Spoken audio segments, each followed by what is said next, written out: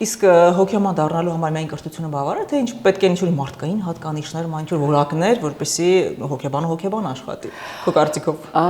Չէ, վստահաբար պետք են որակներ։ Անկեղծ ասած, ես երբ որ մտա հոգեբանություն, ես չի պլանավորում դառնալ պրակտիկ հոգեբան։ Ես հոգեբանություն ուսումնասիրում եմ իմ համար, իմ ընթացիկ աշխատանքի,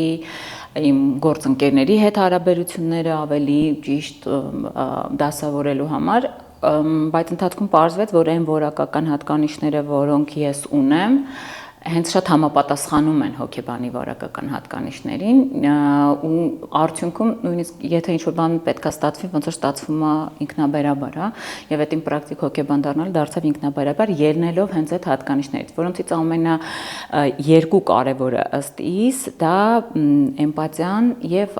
վերլուծելու ունակությունն է։ Երկու ունակություն, որոնք շատ քիչ է որ համատեղվում են, որովհետև հիմնականում վերլուծական միտքը ավելի հատուկ է մաթեմատիկական միտք ունեցող մարդկանց եւ իրենք մոտ էմպաթիան է ավելի թույլ։ Էմպաթիան ապրումակցում է, այսինքն դիմացինի էմոցիան զգալը, քեզ իր տեղը պատկերացնելը առանց անձնական սահմանները խախտելու, առանց իր ցավը քո վրա վերցնելու, որովհետև հենց իր ցավը վերցրեցիր, չես կարող իրեն օգնել։ Այսինքն պետք է այնպես անես, որ իրեն զգաս, բայց չվերցնես, որպեսզի կարողանաս օգնել։